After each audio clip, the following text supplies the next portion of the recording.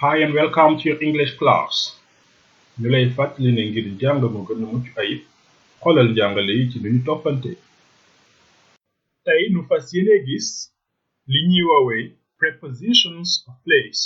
Prepositions of place mooy li ngay jëfandikoo ngir wax fi dara nekk.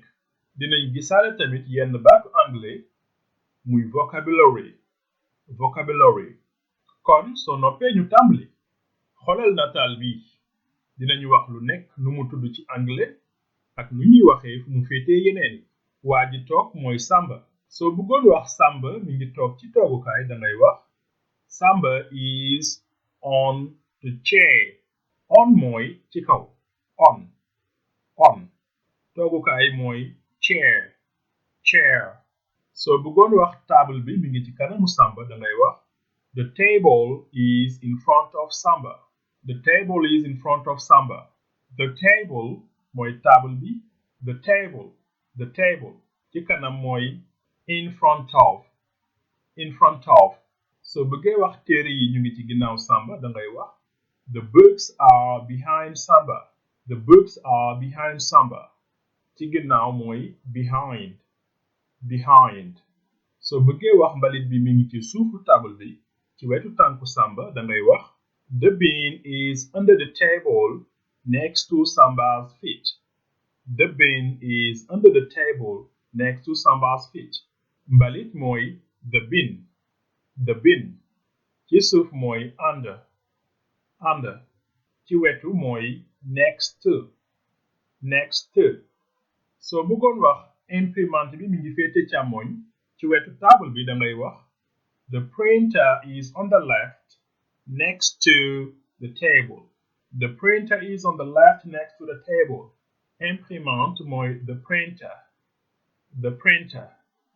Càmmoñ mooy on the left. soo bëggee wax kees gi mi ngi ci geneen wet gi jàkkaarloo ak imprimante bi dangay wax the box is opposite to the printer. Opposite mooy firi jàkkaarloo ci geneen wet. soo bëggee wax lampe bi mi ngi tiim Samba ak fi muy liggéeyee dalay jox the lamp is above Samba and the desk. Lampe mooy the lamp. table bu ñuy liggéeyee mooy desk. kon sànq fi ñu doon wax table mënoon nañ fa wax tamit desk.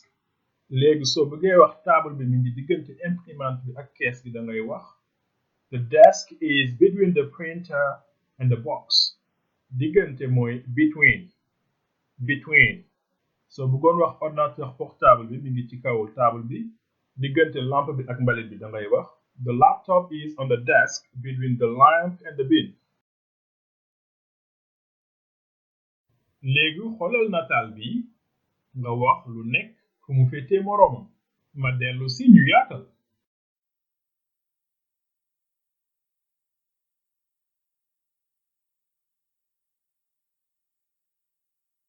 fii li nga fi mën a wax bari na waaye nañu ci jukki yenn. fii mënoon nga wax Samba is sitting on the desk.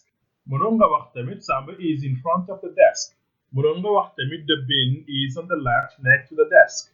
mënoon nga wax tam the printer is behind Samba in the desk. mënoon nga wax tamit there is a flower under the desk. There is mooy am na. Flower mooy fleur.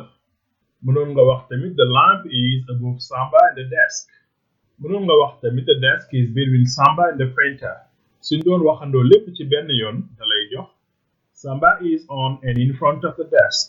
The bin is on the left side next to the desk. The printer is behind Samba and the desk. The desk is between Samba and the printer, while the lamp is above Samba and the desk, and there is a flower under the desk. kon ñu tënk prepositions yu ñu gis tey. wetu càmmoñ mooy on the left.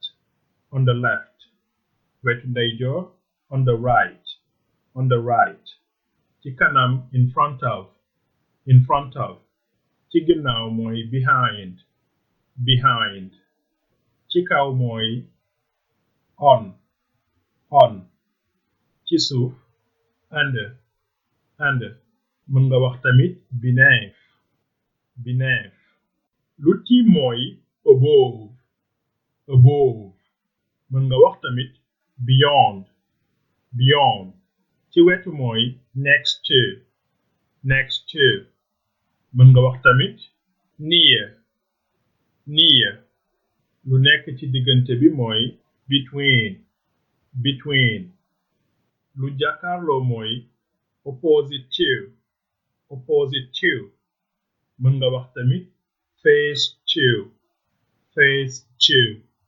soo bëggee wax am na lu nekk fenn bu dee benn la damay wax there is mel ni lu ñu wax sànq there is a flower under the desk bu dee yu bari la danga naan there are comme bu doon dafa am téere yu nekk ci kaw benn table danga naan there are books on the table benn mooy there is yu bari mooy there are mel ne fii mënoon nañoo wax there is a bin next to the desk wala ñu ne there is a printer behind Samba mënoon nañu wax tam there are papers in the printer maanaam am na ay këyit yu nekk ci imprimante bi fii la sunu jàngale tey bi yem ba ci kanam ci yeneen jàngale abonneel ngir dara bañ laa raw goodbye see you next class